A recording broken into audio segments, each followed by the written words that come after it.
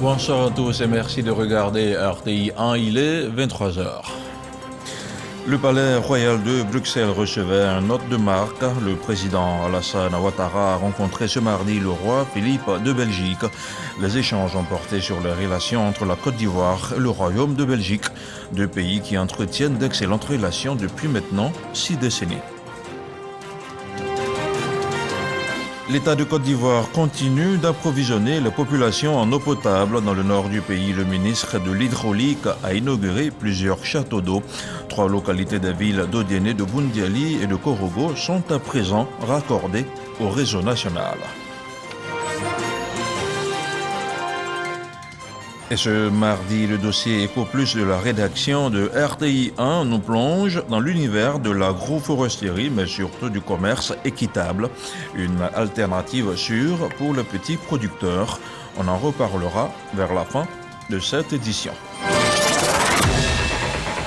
Merci de regarder RTI 1. Le président Alassane Ouattara s'est entretenu ce mardi avec Sa Majesté Philippe de Belgique, roi des Belges. Les échanges ont porté sur la coopération bilatérale entre notre pays et le Royaume. Les voies et les moyens de la renforcer ont été explorés. Le commentaire de Mahama Traoré. Le président ivoirien Alassane Ouattara est reçu ce jour par Sa Majesté Philippe de Belgique, roi des Belges. Après la photo officielle, les deux personnalités se sont retirées pour un entretien. Principal sujet abordé, le dynamisme des relations économiques entre la Côte d'Ivoire et la Belgique et les moyens de les renforcer par une diversification des axes de coopération. Deuxième fait marquant à l'agenda du chef de l'État ce mardi, cette rencontre avec la commissaire européenne aux partenariats internationaux, Jutta Urpilainen. Au menu des échanges, l'état de la coopération entre la Côte d'Ivoire et l'Union européenne, une amitié vieille de 60 ans aujourd'hui. Autre dossier évoqué, la fabrication des vaccins contre la Covid-19 en Afrique et la question liée au cacao durable. Jutta Urpilainen a annoncé au président Alassane Ouattara le soutien que compte apporter l'Union européenne à la fabrication des vaccins contre la Covid-19 en Afrique. Pour ce qui est du cacao durable, le chef de l'État a souligné à son hôte la nécessité de lutter contre la pauvreté des producteurs en leur octroyant un prix d'achat décent du kilogramme de cacao. Et puis avant cette rencontre avec le roi des Belges, Alassane et Dominique Ouattara ont pris part lundi à un dîner de travail. Une collation offerte par le président du Conseil européen, Charles Michel, et son épouse. La rencontre a permis de faire le point de la coopération entre la Côte d'Ivoire et l'Union européenne. Le chef du Parlement par intérim recevait ce mardi l'ambassadeur de l'Égypte en Côte d'Ivoire, Adama Bictogo, et Wael Badawi ont parlé du renforcement de la coopération entre la Côte d'Ivoire et l'Égypte et le rapprochement entre les parlements des deux pays. Le diplomate égyptien a salué et félicité l'institution parlementaire pour ses travaux. Le compte-rendu de Moussa Konaté. Renforcement de la coopération entre la Côte d'Ivoire et l'Égypte. Rapprochement entre les parlements des deux pays. Des sujets abordés au cours de cet échange entre Adama Bictogo, président par intérim de l'Assemblée nationale, et l'ambassadeur d'Égypte en Côte d'Ivoire, Wael Badawi. Je suis passé voir quelles sont les possibilités pour renforcer la coopération entre le Parlement égyptien et l'Assemblée nationale ivoirienne. Nous avons aussi évoqué la diplomatie parlementaire, puisque vous savez que la diplomatie parlementaire a un rôle très important dans le renforcement des relations, non seulement entre les gouvernements, mais entre les peuples aussi. Le développement de la diplomatie parlementaire, une initiative bien accueillie par le président par intérim de l'Assemblée nationale. Comme vous le savez, il y a quelques jours, le ministre de la Construction de Côte d'Ivoire était en Égypte pour apprendre auprès de l'Égypte comment l'Égypte est arrivée à résorber son déficit de logement. Donc autant de sujets que nous avons abordés pour dire que au-delà donc du Parlement, la diplomatie parlementaire peut être complémentaire donc de la diplomatie de l'exécutif. Les relations diplomatiques entre la Côte d'Ivoire et l'Égypte datent de 1960. L'Égypte dispose d'une ambassade à Abidjan depuis 1963 et la Côte d'Ivoire a installé son ambassade en Égypte en 1967. Autre audience, celle du président du Sénat, Yamoussoukro Jano Aoussoukwadio, a échangé avec Rafael Soriano Ortiz. Le diplomate espagnol et le président de la Chambre haute du Parlement ont abordé divers sujets de coopération entre les deux pays. On regarde ce reportage signé Kader Sogodogo. L'horloge affiche 10 heures en cette matinée lorsque son Excellence Rafael Soriano Ortiz, ambassadeur du Royaume d'Espagne en Côte d'Ivoire, est accueilli par le président du Sénat, Jano Aoussoukwadio, au siège de l'institution à Yamoussoukro. Le diplomate espagnol en poste dans notre pays multiplie les rencontres pour renforcer les liens existants entre les deux pays. Ça fait à peine 3 mois et demi que je suis arrivé en Côte d'Ivoire. Et aujourd'hui, je fais ma visite de courtoisie au président. On a évoqué des sujets comme la diplomatie parlementaire, la possibilité d'avoir des contacts entre nos deux institutions qui nous permettront d'aborder des questions qui nous intéressent, comme la migration, la situation de nos ressortissants qui sont à l'étranger, le fonctionnement et la profondeur de la décentralisation. Maintenir les relations qui datent de longtemps et les raffermir davantage. Le président du Sénat y met de la volonté. Nous savons tous que l'Espagne a contribué à la formation des jeunes Ivoiriens et cette coopération culturelle et intellectuelle constitue la force des nations. En dehors de cela, nous voulons saluer et remercier le Royaume d'Espagne pour la transformation de la dette en programme de développement, notamment dans différents secteurs, l'électricité, l'eau, l'école. C'est un peu comme la conversion du CTD avec la France. Les relations diplomatiques entre la Côte d'Ivoire et le Royaume d'Espagne datent de 1960. Les échanges commerciaux entre les deux pays avoisinent à ce jour les 500 millions d'euros. Lundi, le dialogue politique est entré dans sa 6e phase et ce mardi, 2e jour de concertation avec les partis politiques. Les échanges étaient francs et directs. En toile de fond, il s'agit d'aplanir les différends et de consolider la cohésion sociale et l'unité nationale. Alexis Ouedraogo. Ce mardi, autour de la table du dialogue politique, ils étaient tous présents. Membres du gouvernement, partis politiques au pouvoir et de l'opposition. Notre objectif est de traiter toutes les questions avec beaucoup de confiance, avec l'ambition de pouvoir contribuer véritablement à la paix, à la cohésion sociale de notre pays. L'ambiance est bonne. Nous avons décidé aussi qu'il n'y ait pas de sujet tabou. La contribution du dialogue à l'apaisement du climat politique, à la paix en Côte d'Ivoire, à la cohésion nationale doit être notable. Nous en avons tous conscience et nous discutons de sorte à trouver des points de consensus qui feront avancer les choses et répondre aux attentes des populations ivoiriennes. La reprise du dialogue ici est marquée par une volonté de chacun des participants qui est caractérisée par ce que l'on pourrait dire sans redondance la bonne volonté. Nous avons tous été des hommes de bonne volonté et nous avons voulu exprimer notre amour pour notre pays. Nous voulons nous entendre avec nos frères. Après avoir réceptionné les contributions de chaque parti politique, le gouvernement a procédé à la compilation des observations et contributions et établi un chronogramme de travail. Beaucoup d'évolutions ont été récemment connues et notées, mais il y a encore des points qui ont besoin de nous rapprocher davantage. Nous sommes donc engagés dans ce dialogue-là pour essayer ensemble, dans la réflexion, d'apporter des solutions, des commencements d'exécution, d'action. Ce dialogue-là prouve que nous sommes en train de réconcilier les fils et les filles de la Côte d'Ivoire parce que c'est ce que la population attend de nous. Nous abordons tous les problèmes, je crois que ça a déjà été dit, mais il est bon de le souligner sans aucun tabou. Alors évidemment, les débats peuvent être passionnels, mais nous essayons avec toujours de garder le sentiment que nous sommes des Ivoiriens, nous sommes des frères et que nous voulons arriver à trouver des solutions consensuelles. Présidés par le ministre de l'Intérieur, les débats de cette phase 5 du dialogue politique vont se poursuivre conformément à la volonté du gouvernement. Pour nous, le RHDP, nous ne sommes pas en train de construire une nouvelle paix. Nous sommes là pour le renforcement de la cohésion, parce qu'elle existe déjà. Nous sommes là pour le renforcement de la paix et de la stabilité, parce que ce sont des points qui existent. Ceci étant, rien n'est parfait. Il faut toujours améliorer. Nos populations attendent que les responsables politiques puissent s'accorder sur des points peut-être qui divisent. Il y a donc une ambiance fraternelle, parce qu'avant tout, avant nos appartenances aux sensibilités politiques, nous sommes des frères. On peut ne pas arriver à un accord dans l'absolu, mais ce qui est important, c'est que ce qui nous oppose soit moindre et que ce qui nous rassemble, qui nous unit pour la Côte d'Ivoire, soit plus important. Et c'est ça l'essentiel. Avec les partis politiques, la société civile est elle aussi engagée à ce dialogue pour renforcer la paix et l'unité dans le pays.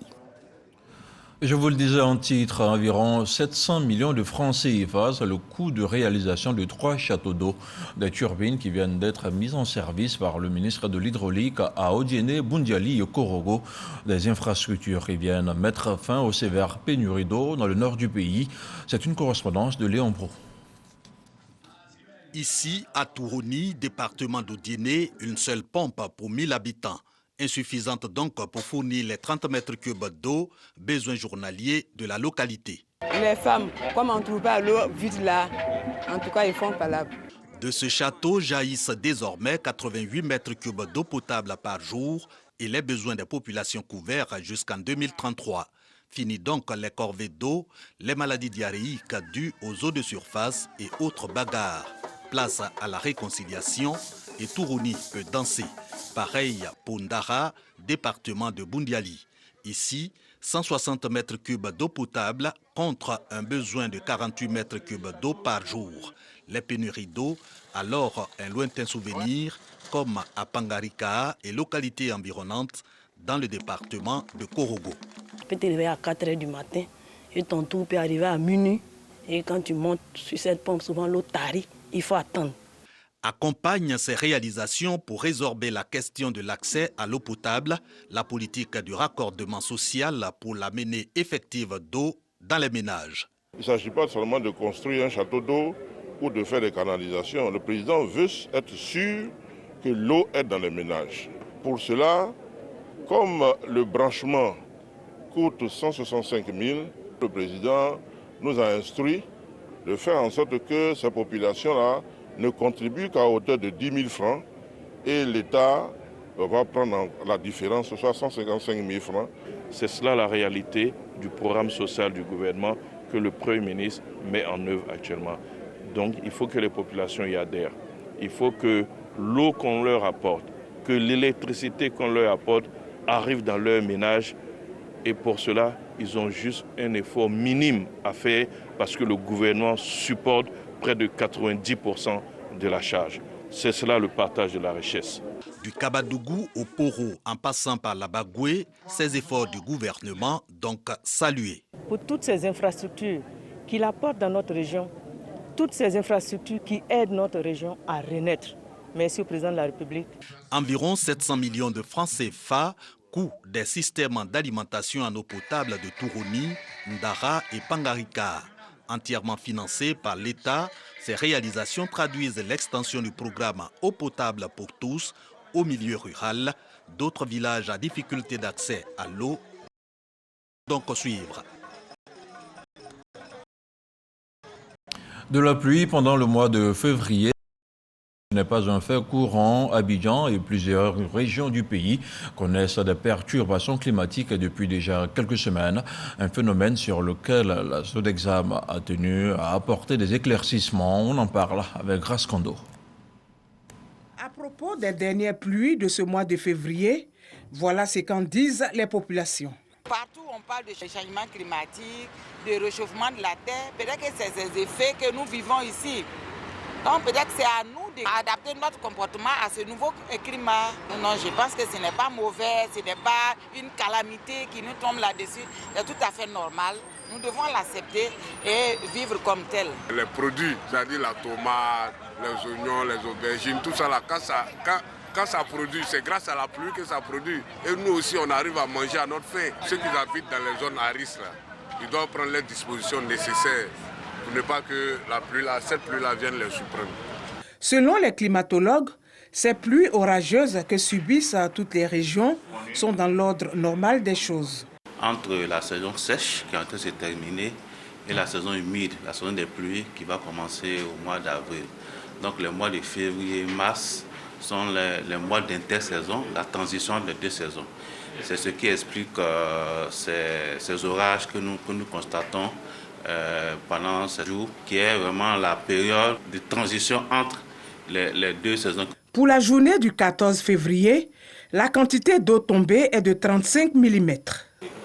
Nous avons connu hier une intensification du nuage, de la convection qui a pris naissance au sud-est du pays et qui s'est propagée vers le sud-ouest du pays. Face à un tel point, les responsables de la météo annoncent les prévisions. En période d'intersaison, nous pouvons toujours avoir des orages. Et cela peut se faire chaque 2 jours, chaque 3 jours.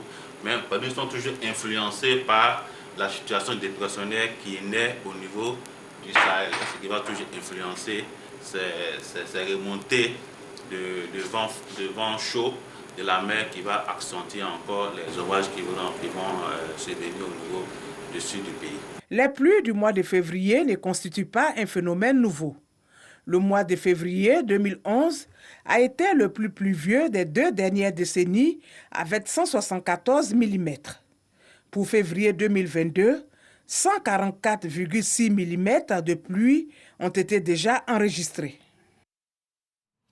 Et on en vient maintenant au dossier de la rédaction de RTI 1. La durabilité du cacao est aujourd'hui l'enjeu majeur de la filière en Côte d'Ivoire comme partout dans le monde.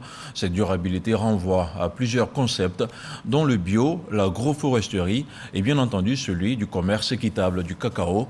Le dernier cité a pour objectif de changer les modes conventionnels de production et de consommation dans la cacaoculture. Et selon les spécialistes, il s'agit d'assurer un travail mieux payé aux producteurs dans de meilleures conditions. Et le concept gagne du terrain en Côte d'Ivoire avec plus de 200 coopératives désormais certifiées en adhérant au principe du commerce équitable avec un revenu beaucoup plus rémunérateur. Les enjeux du commerce équitable dans la cacaoculture, c'est le dossier Ecoplus de ce mardi et il est réalisé par Cheikh Aboubacar Koné. Pour la durabilité du cacao, il faudra que le premier maillon, parce que dans la chaîne de valeur du cacao, le premier maillon, c'est le producteur. Il faudra que ce producteur-là soit heureux. Heureux pas pour être milliardaire ou bien être millionnaire, mais pour pouvoir se soigner, mettre son enfant à l'école. L'appel de ce producteur depuis une plantation de cacao dans la localité d'Abengourou est évocateur. Celui d'avoir un prix rémunérateur et plus juste pour s'assurer de meilleures conditions de vie et de travail. La production de cacao certifié en commerce équitable se positionne comme alternative pertinente pour garantir des revenus décents aux producteurs. Julienne Quadio est productrice à l'est de la Côte d'Ivoire dans une coopérative inscrite dans le label commerce équitable. Le commerce équitable est un modèle pour les producteurs que nous sommes parce que le commerce équitable lutte pour le bien-être des petites organisations qui sont nos coopératives. Depuis plus d'une décennie, cette nouvelle alternative connaît un développement rapide en Côte d'Ivoire, premier producteur mondial de cacao. D'une seule organisation en 2004, on en dénombre aujourd'hui plus de 260 certifiés, représentant 300 000 producteurs. Les volumes de cacao vendus aux conditions du commerce équitable sont passés de 25 tonnes en 2004 à plus de 250 000 tonnes en 2020. Le commerce équitable vise à favoriser des échanges commerciaux équitables, profitant à toutes les parties prenantes, notamment les producteurs et travailleurs désavantagés des pays du Sud.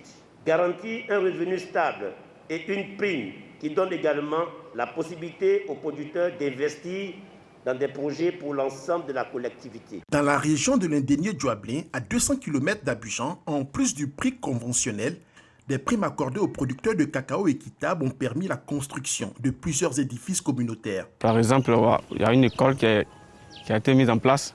Il y a aussi les pompes qui sont déjà installées dans les campements comme dans les villages. Une véritable révolution qui reste tout de même loin de la vulgarisation attendue. En effet, en dépit de son fort taux de pénétration dans la cacaoculture, la part du cacao équitable franchit à peine la barre des 13% de la production nationale. Au niveau de pays producteurs comme la Côte d'Ivoire et le Ghana, le commerce équitable a vraiment explosé au cours des dernières années, ce qui présente également des défis parce que beaucoup de coopératives certifiées ont du mal à trouver des acheteurs de commerce équitable parce que sur les marchés consommateurs, ça n'a pas évolué aussi rapidement. Mais cependant, c'est un marché qui continue de se développer. On a une croissance, une croissance qui a été multipliée par 3 depuis 2014 sur le marché français pour les produits de commerce équitable, donc c'est pas rien. Ça pèse pour 1,8 milliard d'euros en France, les produits issus de filières de commerce équitable, et 10 milliards au niveau mondial. Mais les initiatives en la matière se démocratisent et vont plus loin dans les principes de durabilité. C'est le cas de la Société coopérative équitable du Bandama, la SEB, dans le village de Mbrembo, à Tiasalé. Le cacao, en plus d'être équitable comme ailleurs, il a la particularité d'être bio sur toute la chaîne de production. Une première en Côte d'Ivoire qui a l'avantage d'être présentée aujourd'hui comme modèle de réussite, alliant qualité et rentabilité. Cet après-midi, les membres de la coopérative se réunissent pour évoquer une nouvelle trouvaille, la création d'une unité pour la production d'intrants bio. Donc je fais une préparation avec les os des bœufs qui va me donner un engrais organique, un engrais liquide qu'on va appeler biophosphore. De cette fabrique des engrais, des fongicides, des insecticides biologiques à partir des résidus végétaux locaux. Ces intrants seront pour la suite distribués à tous les producteurs de la coopérative pour améliorer leur rendement.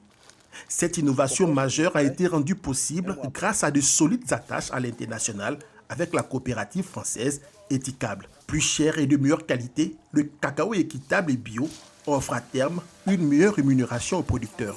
Au-delà de la plus-value, on peut dire que le producteur, par exemple, avec plus d'argent, il pourra mettre ses enfants à l'école, par exemple. Il pourra prendre soin de sa famille également et faire face à des soins de santé au cas où ses enfants sont malades ou lui-même est malade. Donc c'est prendre soin de sa famille au niveau social. Voilà. Le cacao équitable et bio de cette coopérative lui est acheté sur le marché international à 1850 francs CFA par kilo Borchamp, dont 1350 francs CFA pour le producteur, contre un prix officiel de 825 francs CFA par kilo pour le cacao conventionnel. À juste titre, le commerce équitable permet d'optimiser les performances économiques et environnementales des coopératives. De 13 tonnes de cacao avec 33 planteurs en 2020, la SEB compte plus de 250 producteurs pour 200 tonnes de cacao produits. Une hausse de la production suivie d'une embellie financière. La coopérative s'est dotée d'un nouveau siège, d'un magasin de stockage de 300 tonnes, d'un laboratoire d'analyse du cacao, d'un dispensaire réduit de colle pour les villages. Le tout couronné par 2 certifications de commerce équitable et une introduction de l'agroforesterie dans ses bonnes pratiques agricoles. L'agroforesterie, c'est les arbres que nous laissons grandir avec les cacaoyers. Ces arbres-là, de par leurs racines, vont dans le sol et puisent les éléments nutritifs que les racines des cacaoyers ne peuvent pas atteindre. Et donc, ils font ressortir cela et donnent ça en nutrition aux cacaoyers. Le cacao certifié équitable et bio ont pour ambition de montrer qu'il est possible pour les paysans de vivre décemment de leur travail et d'adopter des pratiques agricoles respectueuses de l'environnement et de la biodiversité. À la suite du succès de la SEB, une dizaine de coopératives ivoiriennes produisent actuellement du cacao bio, tandis que d'autres lorgnent avec beaucoup d'appétit sur un nouvel environnement durable à forte rentabilité. Un dossier de Cheikh Aboubacar Koné que vous pourrez bien évidemment revoir sur RTI 1. On ne relâche pas les efforts dans la lutte contre la Covid-19. On fait tout de suite le point de la situation.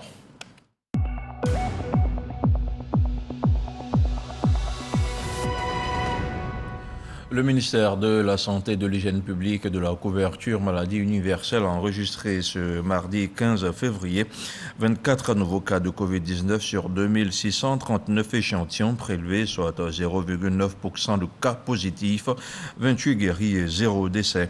À la date du 15 février 2022, la Côte d'Ivoire compte donc 81 237 cas confirmés, dont 79 031 personnes guéries, 791 décès.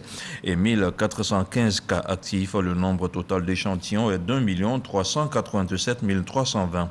Le 14 février, 121 995 doses de vaccins ont été administrées, soit un total de 9 375 443 doses du 1er mars 2021 au 14 février 2022. Le ministre de la Santé, de l'Hygiène publique et de la couverture maladie universelle invite toutes les personnes de plus de 18 ans à se faire vacciner dans les centres dédiés. Il rappelle que la vaccination contre la Covid-19 est gratuite et volontaire. Un mot de politique avant de poursuivre ce journal. Les militants RHDP des villages de Kwapekou et de Tiepa dans le département de Gagnoa ont rendu un vibrant hommage au président Alassane Ouattara. Ils ont salué l'engagement du chef de l'État pour tout le peuple ivoirien dans son ensemble. C'était en présence du coordonnateur RHDP de la région. Le commentaire de Jean-Marc Adjadji. Village de Kokwezo. C'est dans cette localité à 13 km de Gagnoa que les populations de Kwapekou et Tiepa se retrouvent pour danser et chanter au son de l'aloukou. Ils expriment, par ces célébrations, leur reconnaissance au président de la République, Alassane Ouattara. Un hommage rendu pour ses actions de développement dans le département de Gagnoa et dans la région du Go. Donc le conseil que je peux donner, c'est de dire à toute la jeunesse, de dire à tout le monde de réfléchir et appartenir à un bord constructeur, comme le RHDP.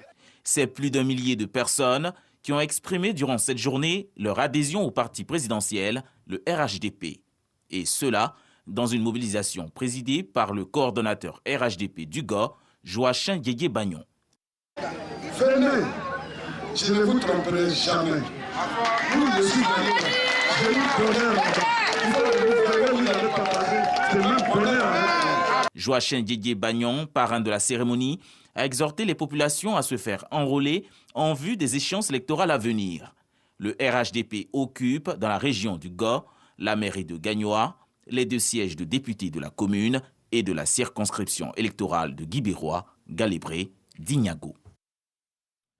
Dans l'actualité hors de Cheneau, l'ambassadeur de Côte d'Ivoire aux États-Unis d'Amérique a rencontré récemment à Washington, D.C., les guides religieux de la communauté ivoirienne dans ce pays. Il s'agissait pour le diplomate de les impliquer davantage dans le processus de paix et de cohésion sociale, un processus enclenché par le président de la République pour le développement de notre pays. Jean-Marc Djadji.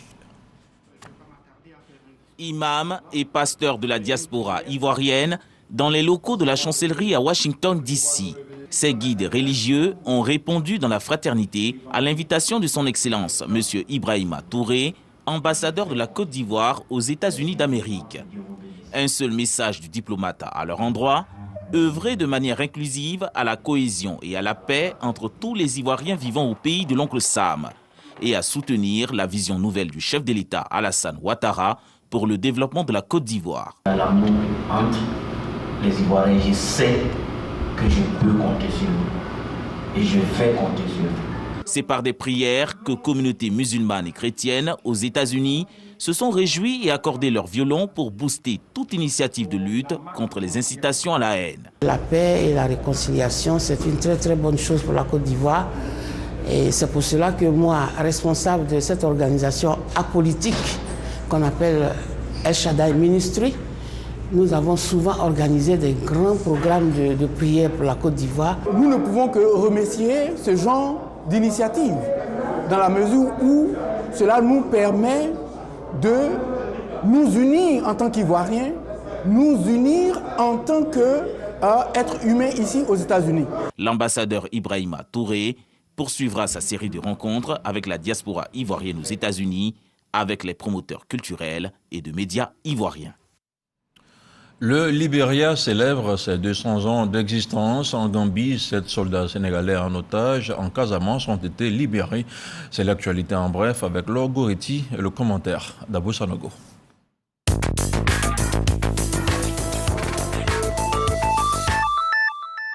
Dans un entretien accordé le lundi 14 février à la chaîne d'information France 5, le ministre français des Affaires étrangères, Jean-Yves Le Drian, est revenu sur les tensions entre son pays et le Mali. D'après lui, les conditions ne sont plus réunies pour que l'armée française reste au Mali. Le Libéria a fêté ce lundi 14 février les 200 ans de son existence. Le pays a accueilli plusieurs dirigeants et dignitaires étrangers pour commémorer l'arrivée il y a 2 siècles, jour pour jour, des premiers esclaves affranchis venus des États-Unis. Un moment historique, selon le président George Weah, qui a ouvert la cérémonie du bicentenaire en insistant sur l'unité nationale. 7 militaires de la mission ouest-africaine en Gambie ont été libérés par des rebelles casamançais. Ils étaient retenus en otage depuis un accrochage survenu le 24 janvier dernier. Ils sont arrivés les mains libres, en bonne santé, sains et saufs. Et c'est la fin de ce journal. Vous pourrez le suivre à nouveau sur Internet. N'oubliez pas la matinale d'info avec Régis Kofi dès demain à 6h30. À demain et bonsoir.